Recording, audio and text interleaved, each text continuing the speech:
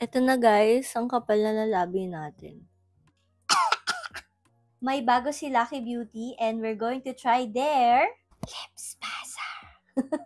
Kasi naman umaatikabong ma-aksyon na maanghang-anghang yung mararamdaman natin for today's video. Diba? Napakaganda, ang cute, anik-anik. Lately, yung mga makeup products na nasa akin, mga anik-anik na siya na pwede mo isabit talaga sa mga bags nyo, ganyan, sa phone.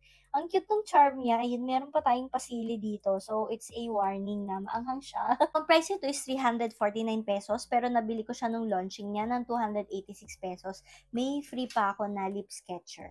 Ang shade na kinuha natin is ito, si Fever. Yung kanilang peachy shade.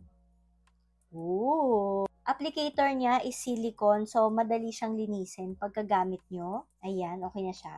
I think, kung di ako nagkakamali, level 1 pa lang tong lip spicer na to. So, ganito yung itsura ng lips natin. Hindi siya makapala, saktong-sakto lang talaga. Umakapal lang siya kasi nilalagyan ko siya ng lip liner, ganyan. Kaya itong mga lip plumper. Let's go for the lip sketcher. Ang shade na to ay Peachy Petal. And ito yung itsura niya. Ayan. Uy, in fairness, madami naman siyang laman. Patch niya. Mukhang bagay rin naman siya. Tapos meron siya ditong smudger sa dulo. Meron din palang pantasa. Tapos meron din siyang smudger. Exciting. So, let's try it. Yan. Dali lang naman siyang i-glide sa lips. In fairness.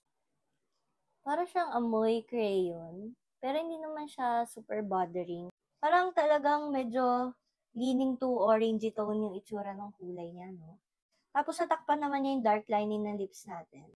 Maganda yung applicator niya kasi sobrang sakto niya sa lips ko. Hindi ka lang kung dadamihan ko ba siya kasi baka mamaya sobrang anghang naman ito. Pero alam niyo ba, mataas yung pain tolerance ko kaya wala naman akong problema sa mga lip plumper na maanghang. This is Fever, yung kanilang peach na shade. I like it. So ngayon, nararamdaman ko na medyo umiinit yung lips ko. Ayan na siya. Pero tolerable pa rin siya. Hindi siya malagkit. Hindi siya nag-iwan ng mga streak. Di ba yung parang web-web dyan? Parang yung parang lawa itsura. Tapos lightweight siya. Pero nalalasahan ko na yung anghang. Para ako nakakain ng sili. Parang sa malapitan, parang siyang may onting parang glitters. Nalasahan ko! Uy, pinunasan ko yung lip sketcher natin, no? Hindi siya nawawala. Pero, maanghang na tong lip spicer natin. Kaya pala talagang lalaki talaga yung labi nyo dito, mamamaga. Kasi para literal na kumain ka ng sili. Alam nyo ba, sobrang hilig ko talaga sa mga lip plumper. Pero ito talaga yung natry ko na sobrang tagal ng effect ng anghang sa lips. Nakita ko nga sa live na tumatagal to ng almost 10 minutes. Pero sa akin parang hindi lang 10 minutes to. Ang tagal na yan nasa labi ko. Tapos nararamdaman ko pa rin talaga yung anghang niya. So what more pa yung clear nila? Kasi alam ko parang nasa level 2 or level 3 yun.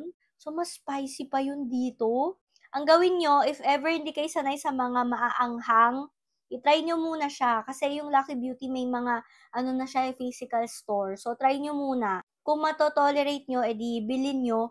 Kasi baka mamaya kapag hindi naman pala kayo sanay sa mga spicy, tapos binili nyo, masayang siya, di ba? Hindi nyo magamit kasi baka maanghangan kayo sobra.